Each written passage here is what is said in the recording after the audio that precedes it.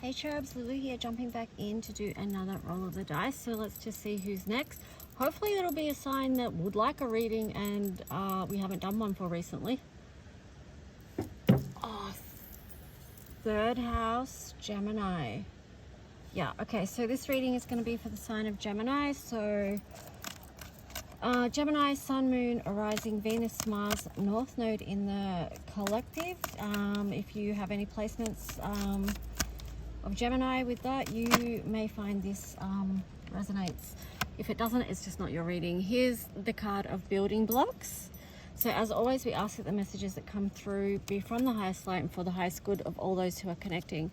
And then here you've got the card flexible. So there may be something that Geminis that you are working on building at the moment, and just have some flexibility around that.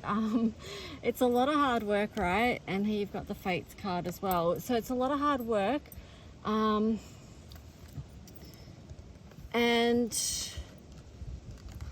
it's a lot of hard work to build what it is that you're working towards. So you're going to need to be flexible, because there's going to be some days where you just don't feel it, right? There's going to be some days where you don't feel like doing whatever, but you've got to be persistent, like even if it's just a little bit each day. And then you've got the fate. So there's something that is fated here for you. And because we're doing love readings right now, this building blocks, being flexible, putting in the work, and the fates is about a connection.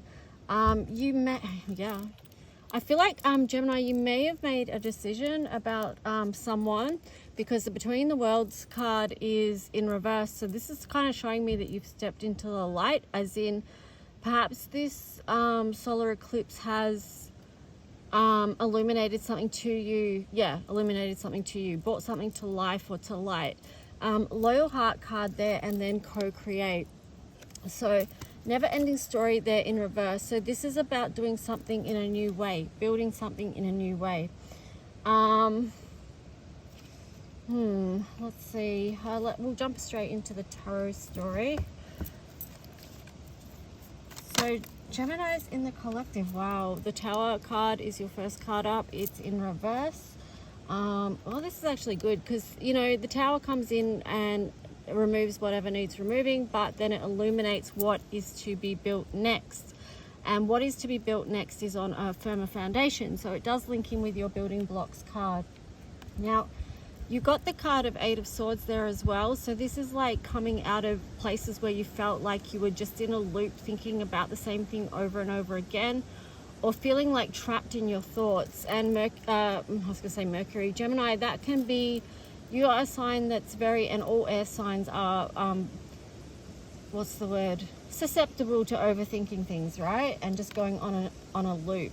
So, but whatever this is, it's being illuminated to you, because you've got the moon there in reverse. So what was once hidden or concealed from you has now come to your conscious awareness, and that's maybe what's coming through for you as from the eclipse season. And it's helping you to move out of a time of sadness and focusing on grief around a connection. Gemini, this is your card, and the Lovers there.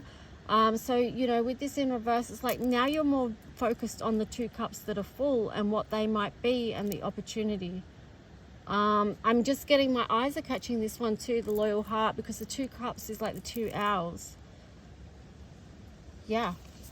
The Lovers card, then you've got the Magician there. So this is like once you felt like you may not have had everything you need to hand to make things work. It's like now you know that you have got resources, like internal resources as well as external.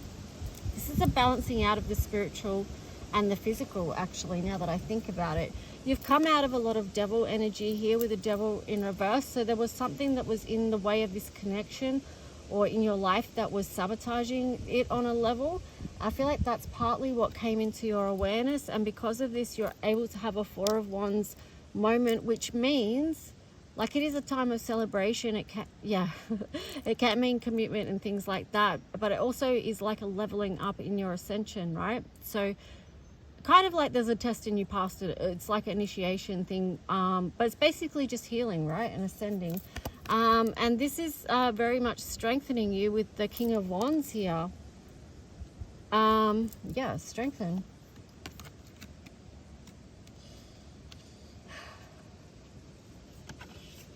So, wow, that's quite the story. I feel like there could be distance between you and this connection there with the Three of Wands, but let's just see what else wants to come through. What else for the story for Gemini? Gemini in the collective, what is this story?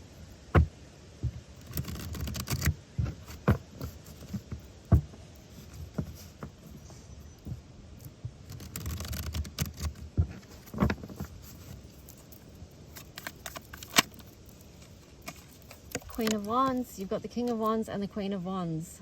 Wow. This is a passionate connection here, and then you've got the Page of Wands there. This is stirring up some fire energy. And the realization is that this is perhaps something that is worth nurturing. Yep. And then to split the deck, you've got the Queen of Cups and the Hierophant.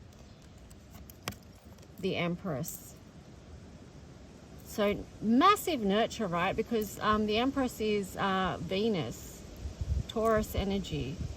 So this connection could be quite grounded if it's nurtured in the right way, and if there's that commitment there. And the commitment does involve some form of spirituality as well. Wow, yeah, there's something really strong. There's something really strong here about balancing the divine feminine and masculine energy, and also balancing between the spiritual and the physical. Wow.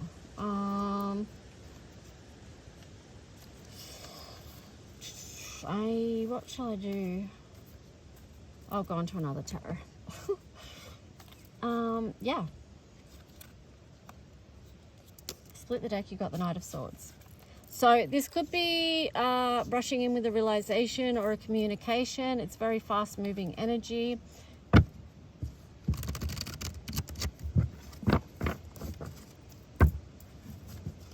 I feel like that kind of builds on from the realization, because once you've had a realization, and there's so much wand energy there, it's like taking action on that because of this realization. Okay, so Two of Swords. Okay, so there could be you're not sure. Okay, hang on. Let me just see. There's more story here.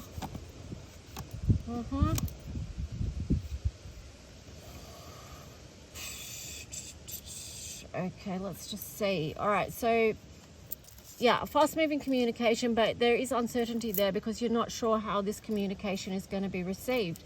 In your mind, you may have a realization about being able to build something.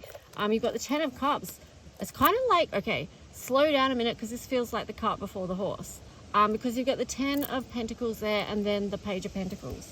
So, yeah, I don't know. Let's just see. You've got the Nine of Wands there. So this could be what some of the uncertainty here is about, because you may feel wounded, or you may feel like the other person in this connection has been very wounded and very hurt by what's previously happened with the Five of Cups there. But still, you know, you're not walking away from it with the Eight of Cups there in reverse, and then followed up straight up by the Six of Swords. So it's like there is this willingness to stay. And what's the saying? Is it chart the course? Chart the course, you know, because it's the realization that, oh yeah, hey, there may be some choppy waters and some things that need to be worked out or navigated before we can get to calm waters, but it's worth trying to balance that out with the Temperance there in reverse. So it does show that there's this energy of something that needs to be balanced out I'm getting the words rectify this connection.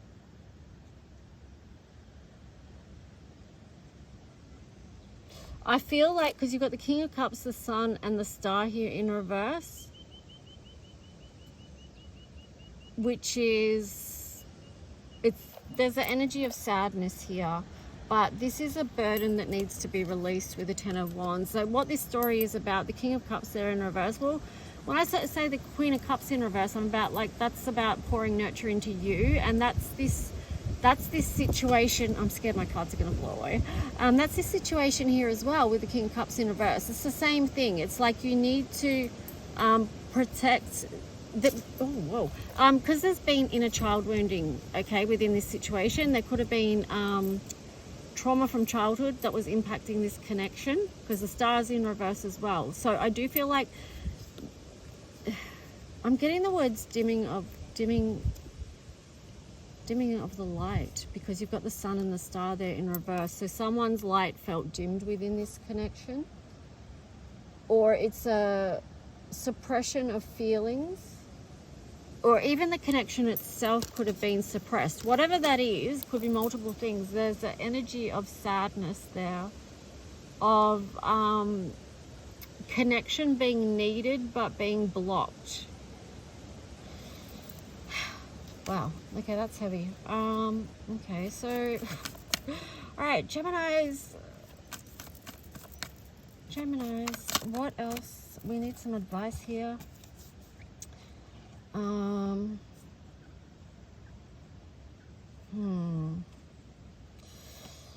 So we've got the Three of Cups in reverse, the Queen of Wands in reverse, and then the Five of Swords in reverse. So to come out of this mental conflict, it's like, well, it shows that you're coming out of mental conflicts around this. This is an extension of taking action on nurturing what needs to be nurtured right now. That is the advice. Because there is something that needs healing, more healing here. Okay, so this is coming after the Three of Swords energy. It's the Four of Swords. So it's just the biggest heartache has been done, right? Now it's just this recovery mode. And then you've got the High Priestess there. So tune into what that might be. I split the deck. You've got the Justice card there. So intuitively, Geminis, you know, or the other person knows what needs to happen here for this to be balanced out. Yeah.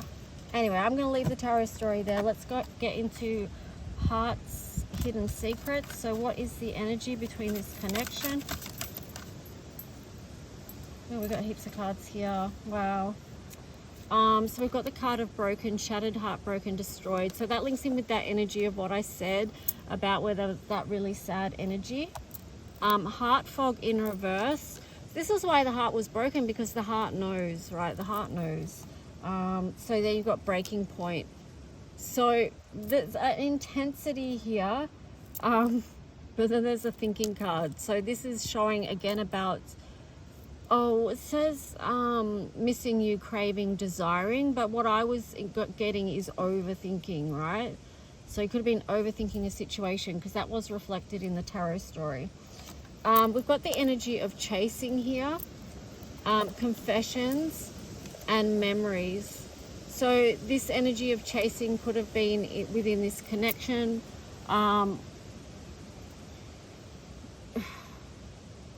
Confessions ties in with the amount of sword energy, like the Knight of Swords, because it's coming clean, it's messages, it's unveiling, it's speaking a truth. So it's all the swords energy. It's about communication. And this memories card, reminiscing, dwelling, bittersweet. So, you know, there has been a lot of reflecting on this connection, that's for sure. On the bottom of the deck, you've got the card of possibilities, free-spirited, adventure, and risk. So it does feel like that taps into, I split the deck, you've got the card of realizations, epiphanies, understandings, awakenings. So that message did come up as well. Now, yeah, possibilities. So there is possibilities there, and make of it what you will. At the end of the day, people's choices are their own, regardless of what's coming out in tarot stories.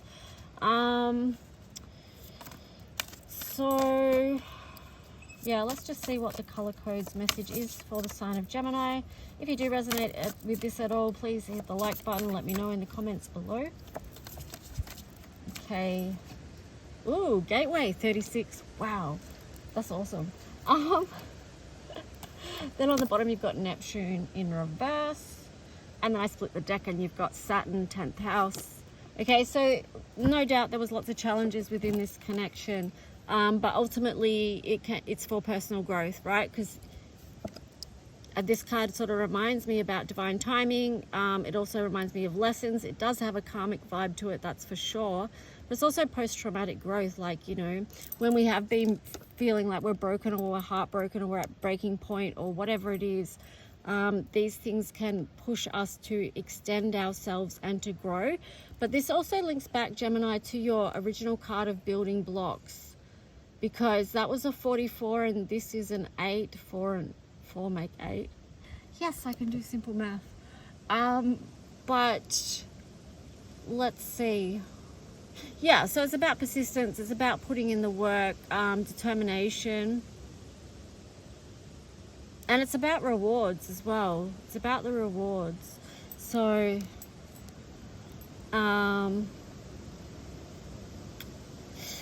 gateway here, 36 reduces down to a 9. This number 9 is very big for today's energy. It is about it's a gateway, like it's a leveling up. I think I mentioned that in your reading, didn't I? About ascension. Yes, part of your ascension, going through that 4 of Wands, that gateway, leveling up.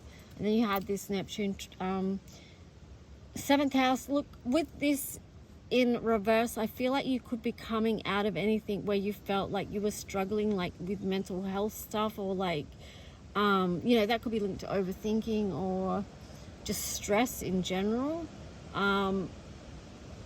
But it feels like, because you've got the sun and the moon energy here, the Vesica Pisces as well, the throat chakra and the third eye chakra are lit up. There's also a soul contract here, or a contract or something's written. That links in with this card too, the fates. There's something deep here, right? There's something deep there with Neptune. It could be still largely unknown to you. But anyway, I'm going to leave your reading there. I hope you liked it or got something out of it. And if you did, please let me know. Also, if you want a personal insight into your own love story or whatever, I do have a special on today until midnight. But you can book a love reading anytime, any day of the week. Anyway, guys, have a good one. Talk to you soon. Bye.